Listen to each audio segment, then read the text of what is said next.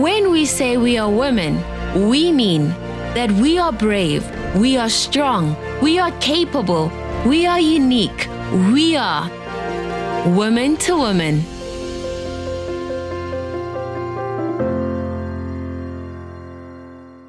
Here, conversations breathe. Here, honesty feels safe. Here, women speak and everyone listens. Because in this space, every thought is welcomed, every feeling is understood, and every experience carries weight. It's where quiet strength becomes loud, where transparency becomes power, and where the truth is never too much. This is her moment. This is her voice. This is Conversations with Her. Good afternoon, South Africa. Good afternoon, Africa. Good afternoon, Amanda. Good afternoon and good afternoon to all the viewers. Today we bring another one who has been with us in previous years, visiting us. And of course, I needed to seize the opportunity to have a conversation with her. We're talking about how many barriers that were self-imposed that somehow impeded you to achieve in 2025 what you should have achieved, and for some reason are hindering you to get to your full potential. You might say, no, it's not my case, but I guess while we go through our talk, conversing with Amanda, you may pick up something that will be very applicable to you. And you know why I said it is the right season? Because we'll be starting the new year. Through that, yeah. If we do different choices, sure, we're going to have different results, isn't that? Yes. When people want something different in their life, they have to take different actions. Because if we keep doing the same thing every day, nothing will change. We will have the same results. That's for sure. So that you will start with new actions that will bring new mindset. Actually, it's the opposite. Your new mindset will bring new actions. We are going to hear a little bit of Amanda's background. Because, Amanda, can you safely say that for a period in your time, you hindered your success, you hindered your possibilities and your potential? Yes, I can say that. Because what many people, they don't understand is that the biggest barrier is internally, is inside of us. And I had that problem because when I was growing up in my childhood environment, I grew up, I had my family, I grew up in the church, but I had a lot of conflicts because we shared before, because of the abuse I went through and other things that happened. And I was bottling them inside. And they were creating in me deep roots that made me to lose self-confidence. I was afraid of taking certain actions. And I remember as a child, I was a very cornered child. I was not that outgoing child, normally that plays around and everything. And that made me to hold myself back a lot, to even lose, as a child, losing opportunities even to make friends. Because when I look back to my childhood, I didn't have a lot of friends. Actually, I don't remember having a friend in my childhood. But why? Because all those things that was inside. From everything that you had been through. And I know you are a middle child. Yes. They call it a middle child syndrome. Yes. What was specifically, either one or two factors that made you to change inside? To overcome the barrier. To really carry on that barrier, holding yourself, being very close up, not having friends. Okay. I think was the comments that family would inflict, words of discouragement, comparison as well. Give me some of those words and comparisons. For example, I found you in a trash. Your brother is better than you. Oh, wait. Who told you that? My mother. Your mother would tell you, I found you in a trash bin. In a trash bin, because I was born sick. Today I understand many things, of course, but back then a child doesn't have a perception of many things. So Wow. they absorb what they listen, the behavior, how people treat them, and that's what was happening to me. So because she was, at that time, it was only me and my brother. He was the older, and it's like I felt the rejected child, I would put in this way, because I was more neglected, if I can say that, in this sense. Everything would be for him, because he was the firstborn, he was a boy, so it's a man. She was attached to him. Yes, she was attached to him, and I even remember once my father and my mother talking that when I was a baby, my mother would leave me alone in the house, in the bed, and would leave me with bottle, and I would be sucking. When he arrived home, I had kind of a lamp on my lip because I was trying to eat the bottle milk or the juice? she left, but it was so cold it got stuck. So she had that. I had that sense since, because they told me that story, and she didn't care much for me. So it was open because Yes. she really neglected you. Yes. To do that with a baby. Yeah, she when she told, she was even laughing, saying what happened. But I was a baby, of course, I don't remember. But I remember when they told me. But when you heard the story, Yes, that didn't. they didn't sit well. Yeah, it just another thing that I bottled inside. So it was words of discouragement, as I mentioned, finding the trash, because I think she was afraid. And I had that same problem to be attached to me. Because when I was born, the doctor told her I wouldn't pass 7 years old. Oh, So I think she was scared to be attached and maybe Lose the child. Lose the child. So it's better not to get attached. what disease did you have? You remember? Leukemia. Oh, Yeah, I was born with leukemia back then, and it was not, the medicine was not so advanced as today. So the doctor said she won't make it. I would be in hospitals taking blood and all that. But that's when she came to the church, found the church, was looking for help, and I was healed.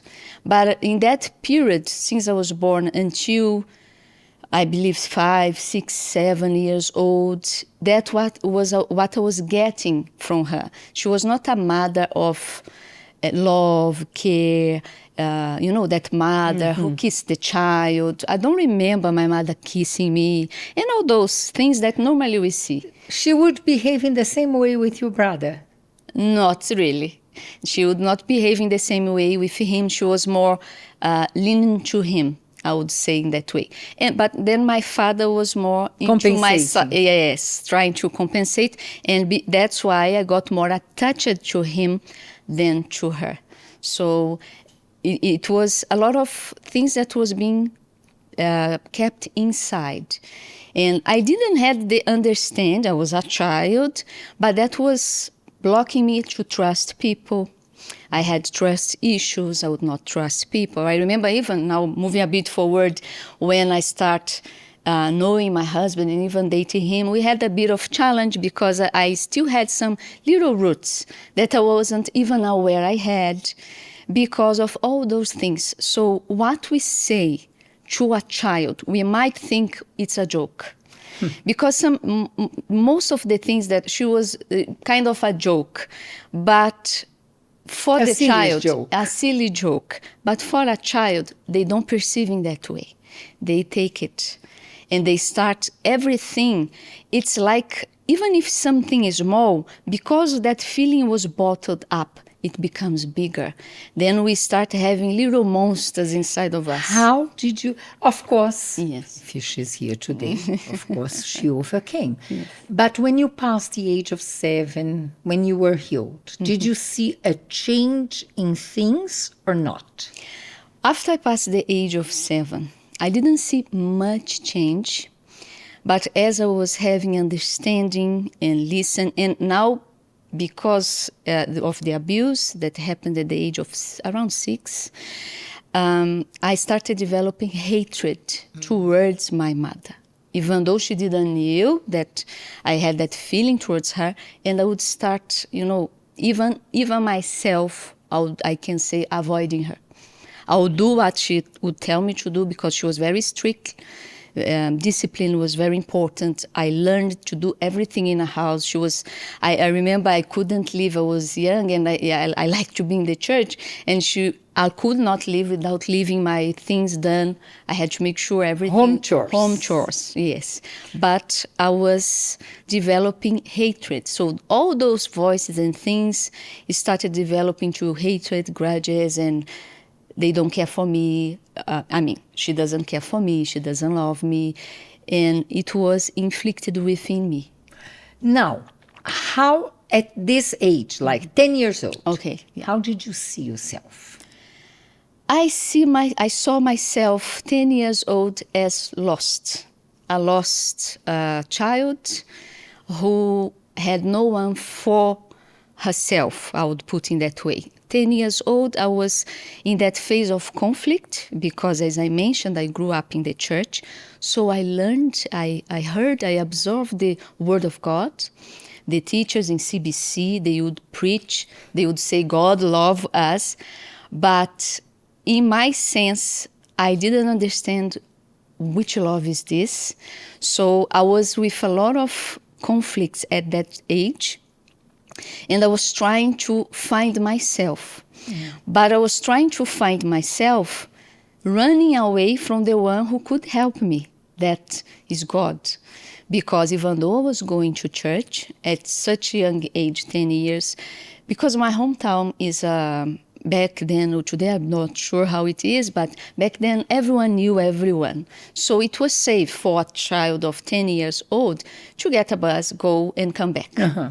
And we had, back then, CBC services, Saturdays, 10 o'clock, and I would go with my brother to those services and come back. But then I start learning, interesting that I start having people coming around me in school and things like that were out. It's not from the church. That has different things. Up until then, you didn't have friends. No. Because you didn't feel that you were worthy of having friends. Yes. Do you think that you rejected them, or you would think that they wouldn't want to be friends with you? What was in your mind? I think that back then in my mind was, I cannot trust anyone. So you would keep your distance? Yes. But now at the age of 10, you decided to get friendship, but with the wrong crowd. Yes, because in my mind, I want to hurt my mother. So how can I do it? Mixed with the wrong crowd. Because then she was an assistant. So a child of an assistant doing what's wrong. But I was deep. You wanted to embarrass her. Yeah, exactly. Yes. And what were your feelings toward your father? Towards my father, I didn't have any bad feeling towards him, and I was always with him. I like to be with him doing things, and I remember when he would take care of a garden, I would go with him to help. I liked to be with him. But on the other hand, I felt like he would not defend me. Mm-hmm. Though, interesting to say, my mother never beated me. Like we hear, mothers who get slap you or something. But my father did once, because I became very selfish. Because when we start not trusting anyone, separating ourselves, I was very selfish. And I wanted things in my time. It has to happen. I was a bit, I can say, and I had a teacher in school that told me that I was stubborn. Because my father was with money in hand. I can say maybe a 200 rands note. And I wanted that money to go to school. And he said, no, I cannot give. It's too much for you. And I just took the money from his hand and said, if it's not mine, it's not yours. And I tore the money. How old were you? I think I was around 10 years, around that age. Let us consider this. because of words Yes. that were thrown onto you, which you didn't understand, because of the abuse, because of how your mother would relate to you, you became an impossible child. Even the one who would give you some attention, that was your father, you were not taking care of him. Yeah, but I feared him a lot. So what I did, everything wrong that I was going to do, I hid it because of him. Because I didn't want him to find out, because I had a great fear.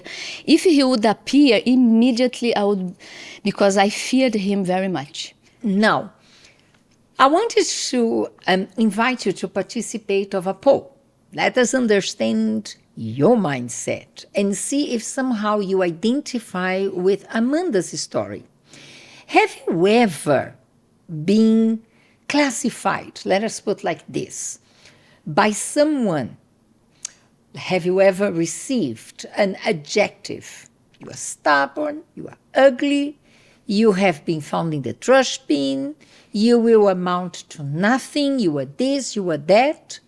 And when you heard those words, you were at loss because you never saw yourself like that.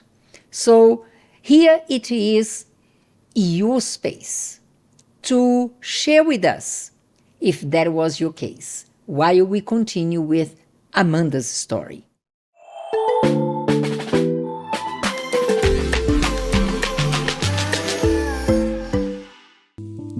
Have you ever been confronted by someone about a problem they saw in you? Something you never noticed about yourself? At the time, you brushed it off. Maybe you were defensive. Maybe you thought, they don't know me like that. But then later, when you were alone, it hit you. They were right. And somehow you've been blind to that flaw all along. Right now, we're asking you to weigh in. The poll is opened on WhatsApp and Instagram. What's your answer? Was it yes, you hated hearing it, sat with it, and yeah, it was painfully accurate?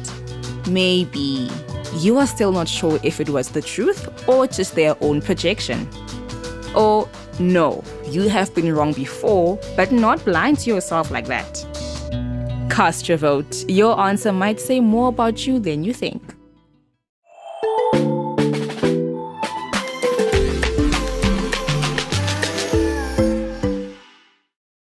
We just dropped when you were 10 and you had this argument with your father. What changed then?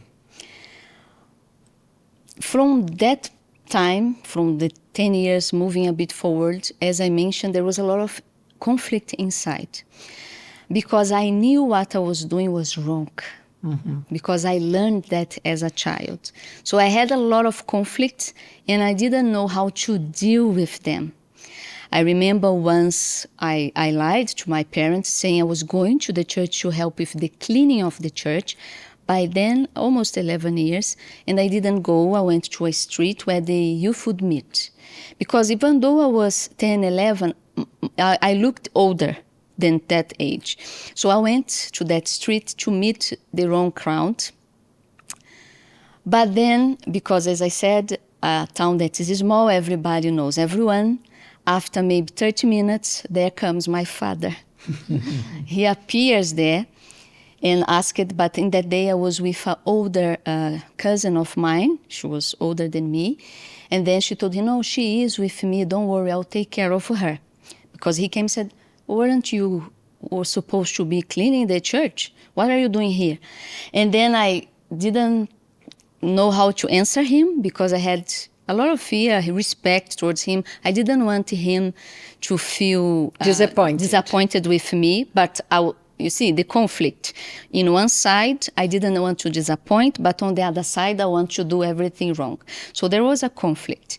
And then this cousin of mine said, no, she'll be with me, don't worry. Then that was when, I think I was 11, if I'm not mistaken, I went to a nightclub for the first time. Of course, I didn't do anything. I was just sitting in the corner there because she was 18, I was not, but they allowed me in, and for the first time. And I didn't go to sleep home. I slept in her house because she convinced my father. But whilst I was there, seated in the corner and seeing them dancing, drinking, and it's like, what am I doing here? Because I doesn't belong here. There was that, I can say, voice inside of me. I don't belong here. Then I went, slept in her house. Then I went home. My mother didn't say anything. My father also didn't say anything that you went to do. But then later my mother said, you see, now you're going to be like those ladies. You're going to be pregnant at 12 years and drop school and do this. And she started saying a lot of things. And that made me to feel revolted. And I said, I'm never going to be like that. I won't give her the pleasure, I can say like this, to become this person she thinks I will. And that triggered something different within me. But of course you said, I'm not going to do that. I'm not going to be what she's saying that I will be. But would you have plans and dreams? And would you believe you would overcome in life? At that moment, when she said that, yes, because as it triggered opposite feeling, I can say, it triggered something different within me, then I said, no, I'll be whatever I want to be. I want to be what she thinks I will become. So from there, I started taking everything out, those thoughts, those negative thoughts, those feelings, those comparison as well, because what she was doing was comparing. And I said, I'm not like anybody. I'm not like anyone. So I'm different. And I learned that I can be anything I want to be. And I will work towards that. So even though it was in a very funny way, in a very, with the wrong intention, it was the right action. But up until then, would you say, I'm going to do this, I'm going to get married, I'll be happy, No. I will have a career? To have a career, maybe I wanted to be a teacher, because again, during childhood, I had a teacher that impacted me because she gave me love. She would care for me, and I wanted to be a teacher. I had that desire to be a teacher, but not get married. Not get married. I would be a teacher. I would take care of children, take care of children, and even in that age, I told myself, I am not going to have children because I'll take care of children who are suffering. I had that in my mind, that I want to be a teacher like that teacher I had, so that I could help other children, but not get married. Interesting that. You didn't believe in marriage? No. How was the marriage of your parents? Their marriage was, I saw a lot of fights because my mother was very rude, sad to say, but she was very rough. She would speak with my father very aggressive, in such a way that sometimes she would throw something at him. Physical. Physical, yes. Like she was reading something and then he comes to ask something else from her, or with something in hand, and, oh, where is this? Or, don't you see I'm reading, and throw the book at him. So she was a bit aggressive, I can say. She didn't beat him up. She didn't go to that extent, but she was very aggressive. And later on, I came to understand that she also went through a lot. But as a child, we tend to observe everything.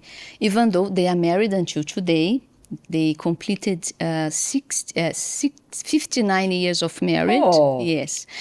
But it was always with those, I could see fight. They were not a happy couple. I didn't see that happy couple there. So you didn't believe in marriage to start with? No. And you never thought you could be married? Yes, no. Did you invest in your career? I started studying, yes, I started investing. I remember I even did some short courses, and I was studying because I wanted to become a teacher, and I wanted to grow in that field, to even be, grow as much as I could in that field dealing with children. But along the way, things changed, plans was changed, but there was that drive within me to do that, yeah. Now, you were going to church out of obligation. Yes. You were going to church just to put up a face. Yes. You even mentioned to me that you hated your Sunday school teachers. Yeah, there was a moment where, yes, there was a situation. We had, as I mentioned, a service, and they have, I don't know how to put it in English, but like small children who could be assistants. Like helping in the class. Yes, helping in the class, Volunteer wearing helpers. uniform. It was wearing uniform. And my brother was raised to help in the class, and I was not. And I was very angry with that, because now even Rejected them again. are rejecting me. So that's why I think that that moment, that conflict grew. Okay, so they also reject me. At home, I feel, despised and rejected by my mother. So let me see if that's when I try to do what, diverting from what I was learning. What led you to be serious in the church? Okay, what led me to be serious? Because up until then you were just saying you cleaning the church, but running Yes. away. Yeah.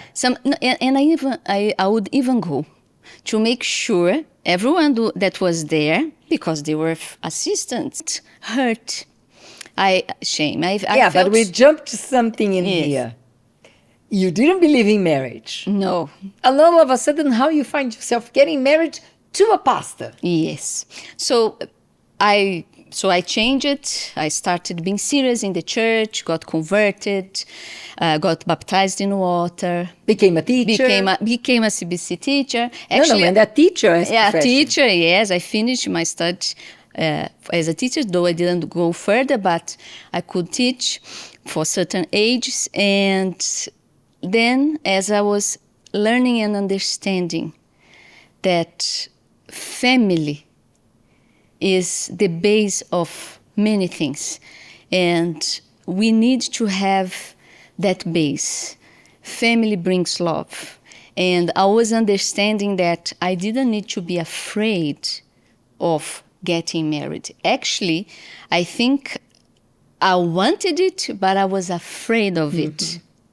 So all those fears were going away because my mind was being changed. The thoughts in my mind were being changed, were being transformed. And I would start looking into things differently.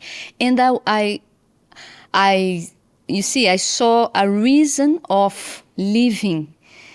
And I want to give my life to serve, to do, to be with this person. I didn't know who, but I remember I even made a vow and wrote my name in one of the stones they were building the altar of the church, and I wrote my name there.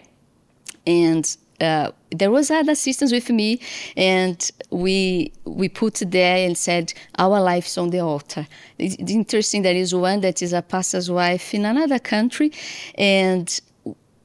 but without understanding. So God accepted your prayer. Yes. And everything within me was changing. And now came the time to meet my husband. I saw him for the first time, but because I wanted someone who'd be serious, who'd be focused in what he was doing. And we start getting to know one another. And you thought at that stage that you had overcome it all. Yeah. And you were completely free of those roots of the past. Yes. Up until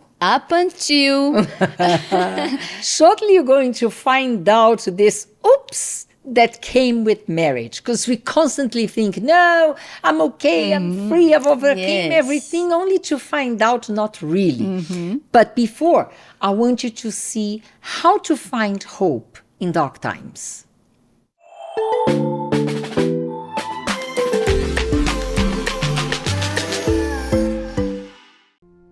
Sometimes the hardest part of a tough season isn't the pain. It's how quiet the good things get. Not because they disappear, but because life gets loud. Bills, expectations, disappointment. And after a while, your mind starts keeping score. And it only remembers what went wrong. So, do something different. Stop for a second. Grab a pen, your phone, anything. And write down something that has been consistent in your life, even when everything else felt unstable. Maybe it's a person who did not give up on you. A routine that keeps you grounded. A moment that proved you were stronger than you thought. Write down a situation that did not break you. A habit that keeps pulling you forward. A reason you're still showing up, even on the days you don't feel like it. Because once you name what's still standing, you realize the struggle isn't the whole story. Gratitude doesn't erase the mess, it gives you a place to stand inside it. And from there, hope isn't just a feeling, it's a direction.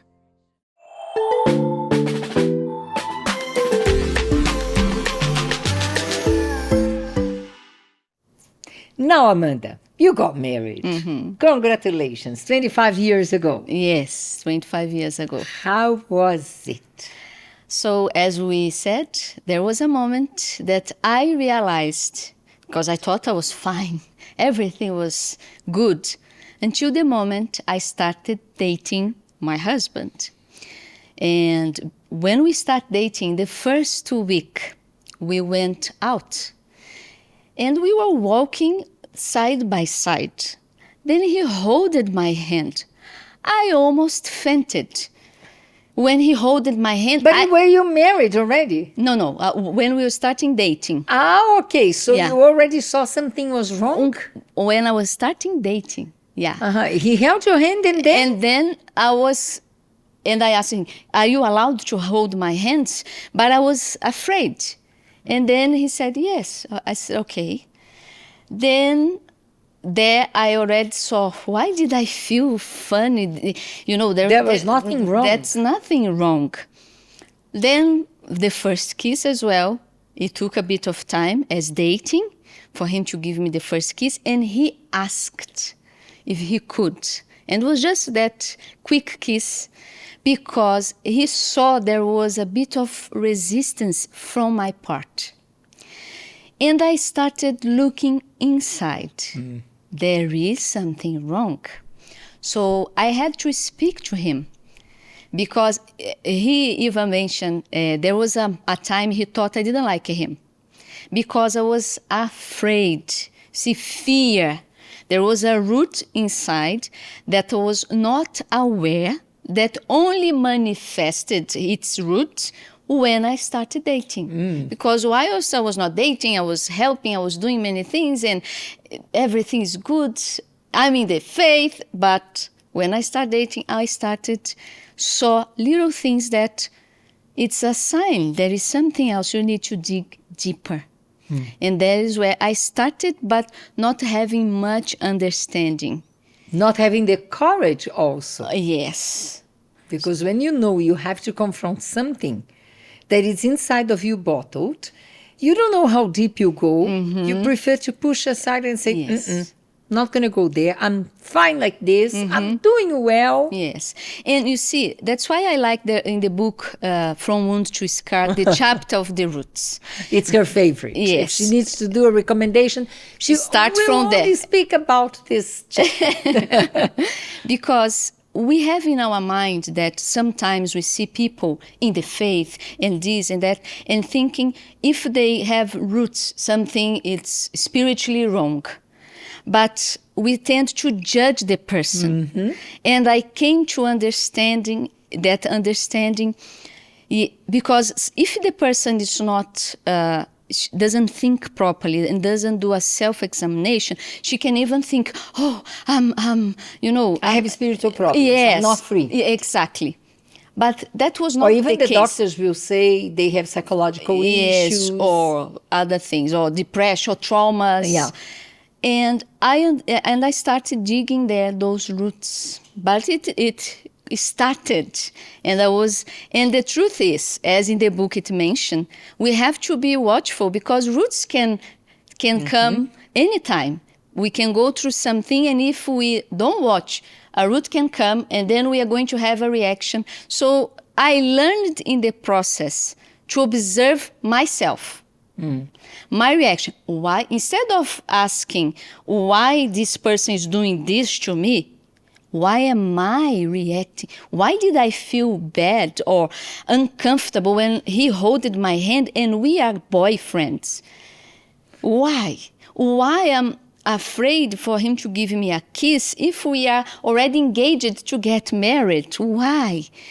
So I started question, but then it was a process. And of course, I have to say, he also helped because he understood. He was patient because maybe someone else would say, this girl is crazy. It's too strange. It's too strange. It's, I don't want, and she doesn't like me and all that. But he was patient. And that helped me a lot, I have to say.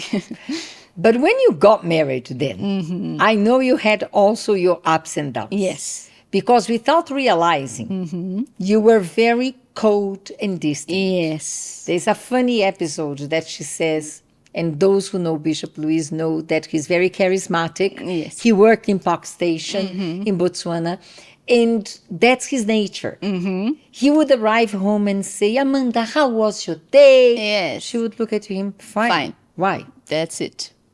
What is there? Yeah, like In it. which detail you want, it's fine. The opposite, because normally we know women would ask many things, details, and we sometimes pester the husband. How was your day? And they say, fine. No, how? You don't have anything else to do. In that case, it was the opposite. The opposite, yes. When was the moment that you saw you had somehow the same behavior of your mother in you? When he pointed out to me, because he would arrive excited and all that, and I would give straight answers. I was not rude, but then he made me aware. Sometimes you speak in a way that looks like you are angry, but I was not aware of that. Or sometimes, you see, you need to talk. And sometimes you'd say, did I do anything wrong? Because he likes to talk. Yeah. I am an exception. I also I start understanding my nature. I'm not a very talkative person and the one that will start everything, but I learned to find the balance. I had to learn balance because it would be only him talking and I listen and then I wouldn't give answer. It would be, how could we build a marriage, a relationship and become one if I would not change that behavior I was having? Because it was a behavior and a habit I had. Now, I have a question. Yes. You worked with children. Yes. Were you behaving the same with the children? No. No, not at all. With children, You were caring, free, loving. talking, asking, allowing them to talk, listen, but talking as well with them. But I think when looking back, there was a root, especially because, you see, he's a male figure. And though I respected very much my father, but there was a bit of resistance, I think. And I had to understand and completely trust in him. Because I think also I realized that why am I holding myself back with him? I don't need to hold myself back. Because... Did you have any doubts about his character or his love towards you? No, I never had any doubts. But still you had trust I issues. still had reserves. So, and then I had What would come to your mind? What kind of reserves would you have? Would you think that he would betray you? Would you think that he would mistreat you? What was it? Yeah, I think I was trying to avoid maybe being disappointed. I wouldn't think specifically of him betraying me, but maybe disappointing me. Or, I don't know, a kind of disappointment that could come. So it's better not, how can I not be attached to someone if I'm married? So I had that challenging of being free and trust completely and, allow myself to be myself, to be free with him. So How long did it take? I can say the first 5 years, maybe. 5 years. I think, or a bit less. That's why you guys do love therapy. You Or a bit understand less. what you talk about. Yes, or a bit less, because what helped us a lot, especially when we left our home country, because now it's only me, myself, and him. So it was only the two of us learning new things, experiencing new things. And of course, I trusted, but I started that process allowing to be myself. Yes, I have to talk. Yes, I have to, because even what I wouldn't like, if I didn't like something, I would not tell him. I just keep quiet. I didn't want to tell him, you did this, I don't like. No, but he would tell me, you did this, and I don't like. So you wouldn't have an opinion. Yes, I can say, blocking myself in a way. And I saw that it's not going to help, because he was a person, and he is a person who likes to talk. And he will ask, is there anything? What is it? And then I had to, and I see that it was really God who put us together, because he really helped me also with that. Because I had to change. I said, why?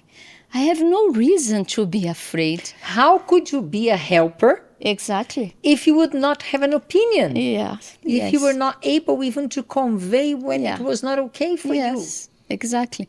Then I started learning. So you see that your behavior somehow was not only hindering you from your potential, Yes. but it was somehow hindering him and affecting the work of God. Yes, exactly. Because how you would develop your potential, develop your responsibility as a helper if you would keep quiet. Exactly. I wouldn't be able to. So I started working in that. I started sharing with him. I started pointing things. Though in the beginning, again, when now I'm talking, I didn't know how to talk. And we create a phrase that I use, then he understands. Because I started pointing him sometimes, I don't like this, I don't like that. But the way I was speaking also was not, because now I'm coming from not speaking, now to speak. Now I have to Under point. pressure. Yes. Sort of, Yeah. you were demanding from yourself. Yeah, demand, yes. And also start demanding from him, okay, now you ask me to speak, so now 1, 2, 3, 4, So 5. you, to a certain extent, a bit bossy or rude. Yes, like bossy. your He would say bossy. Yes, he would say bossy. He would say bossy. And I had to learn to find balance and adapt and, find that balance. Okay, now I have to find this balance, and there is this. We need to, you see, you are forgetting this to resolve this. Please, you have to get it sorted. That's how now I started not just to go straight, with like a gun machine shooting at him. I have to learn that balance. But all those things I was only able to see because I got married. Because now I have a mirror in front of me. Exactly what you didn't want to do. Yes. And I have someone who is able to also help me, to show me, look. And we have to accept as well. Because he's the one who wants the best for me. And I am the one who wants the best for him. So when one of us, husband and wife, point out something, is not to harm, but to protect us, to help us. And that's what I understood. And I start learning and changing. In any moment in your marriage, did you have that feeling of rejection that you carried in you from your mother, from your CBC teachers, from your brother, from your friends? Did somehow that feeling of rejection try to come Yes. in your marriage? It tried in the beginning, the first year of marriage, 1 year, almost to 2 years, because we were waiting to travel somewhere. We didn't know where. And on that exactly date, I felt sick because the town where we were was very hot. I was not used, and I was dehydrated, and I couldn't go. And on that day, they were taking the pastors who were there to travel. And then when he arrived home, it's like, because you were not there, I was not chosen to go. Oh. But then it tries to, you see, now you are, that thought try to come, you see? You are now blocking his life. You were not meant to block, but to help. Now you are blocking. But immediately I said, no, it was not meant to be. The plan is different. Now you learned how to rebate that. I learned how to rebate that thought. And in many other situations in marriage, but even in personal life. There was one funny one that I like even to share with some of my friends. When I was taking my driver's license here in South Africa, actually I started in Botswana, and I failed the first test, and then I came to South Africa, I failed again, and then I did again for the third time, and I failed, and I said, no problem. Should I get a ride with you? I said, yes, because I know it. Because then I said, it was the right one. Because English is not the practical. Not the It was practical. the written. The right one. Okay. Because English was not my first language. And so I wrote it 3 times. And I said, no problem. I'll do it until I make it. That's it. Because my mindset changed. But sometimes there are people, when they try to do something, maybe for their studies or learning something new, they go, they fail the first time, they give up. Don't give up. Continue until you make it. Because if you persist, you persevere, you're going to make it. I persevered. On the 4th time, it was very funny because when I went to write on the 4th time, the senior officer there called me out of the class. I was already seated on the table and asked me, why do you want to have a driver's license? And then I answered, because I had a visa back then accompanying husband. You don't work here. You just accompany your husband. Why do you need to drive for? Then I answered to him, to buy food for my husband. I need to go and buy food for him. And he was trying to scare me. And then he said, okay, I will allow you to write for the last time. Then I had to go in another time. I lost the first group. I went with the second group. I wrote it with under that pressure the officer put, and I made it. So I always say, don't give up. If you try to do something, you try to learn a new language, you try to further your career, you try to do something, learn something new. But it's not meant for me. No, persevere. If you want it, you're going to make it. Mm-hmm. Because we can do anything if we first believe in ourselves as well. The person has to believe. That's another thing I realized. I didn't believe in myself. So because I didn't believe in myself, now I cannot trust, I'm afraid, all those little monsters and feelings, because for me, the greatest barrier that impedes us to achieve our full potential is feelings. They hold us back. But from the moment... More than facts. More than facts. Because from the moment we learn to overcome them, with intelligence, with faith. We learn, we start playing them, you remove them and you overcome. Because if we allow the feelings to play us around, we will feel afraid, we will run away, we will cry. Yeah. But we have to overcome, because I see that it's the greatest barrier. A student, when he's writing an exam, got so anxious that he goes blank. Why? Because the feelings are playing that student And we around. often hear, but I knew the subject so well. Exactly. But the feeling of fear is a feeling. Anxiety is a feeling. Mm-hmm. Because the person didn't know how to deal with it. Insecurity is a feeling. Yes. Complex is a feeling. Now, it will block you. Then you're going to go blank. You don't remember anything. And you write your driver's test 3 times. Yes. Actually 4. 4.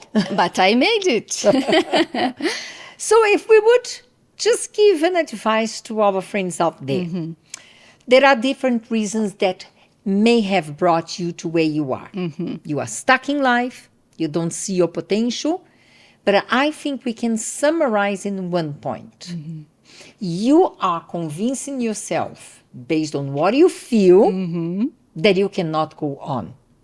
Or you've been guided by the perception and words of people who defined you in a certain way, which you are not. Out of curiosity, let us take a look in the results of our poll here. And here are the results.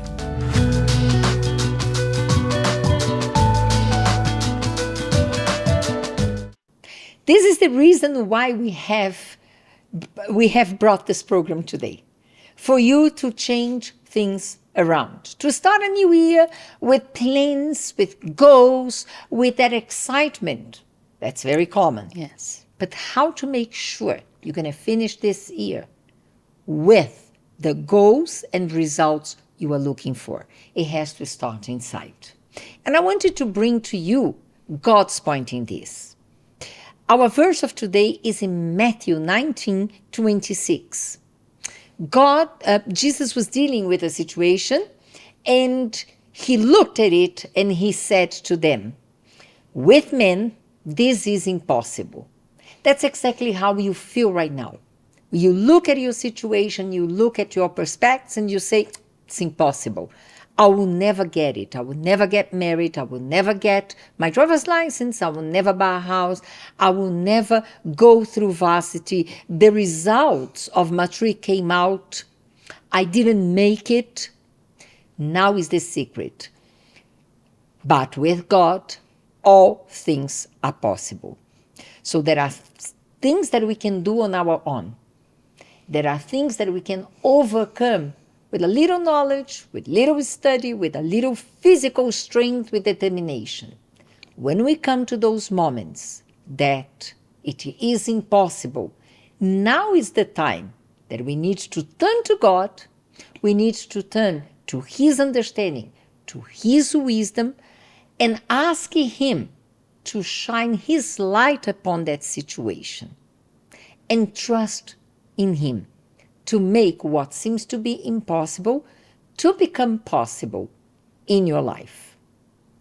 To conclude our program of today, yes, there are many things that can hold women from a future. Yes. There are many barriers, but not when we commit them to God. And I know that as much as I do and you do, every time that we are still confronted by those roots or some perception that we cannot make, we are not good enough, that this is not for us. If we embark in those feelings, we are going to be restricted. Yes. But if we allow God to guide us, we will make it. Exactly. So stop limiting your potential. Barriers are everywhere. With God, they become reason for your testimony. Amanda, would you pray for them today, please? Yes, I would. Let's pray. My Lord and my Father, in the name of Jesus, we are here to pray for all those who are watching us right now. And I know they didn't come to this program by coincidence, but because you want to help them to overcome all the barriers they may be facing. Because truth is, life is made out of challenges. And when through you we learn to see the challenges as a step ladder for growth, you help us, you guide us. And I pray right now, guide this person. Give her the strength she needs to persevere, whatever goals she may have for this year, whatever plans, may you guide, may you direct this person, and may they conquer everything they want to be with your direction. I give everyone into your hands, my Father, and I thank you for the opportunity to be here with them, because I know you will make wonders in their lives if they trust in you. In Jesus' name, Amen. Amen. So, from today on, your impossible becomes possible. Amanda, thank you for joining us. God bless you. And until our next conversation with her, who? We shall find out. Thank you. Till next time. Bye-bye. Bye-bye.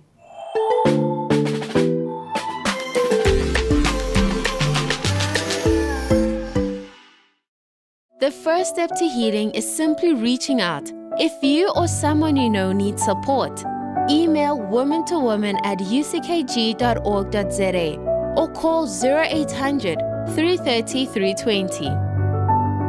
Our toll-free helpline offers confidential, non-judgmental support.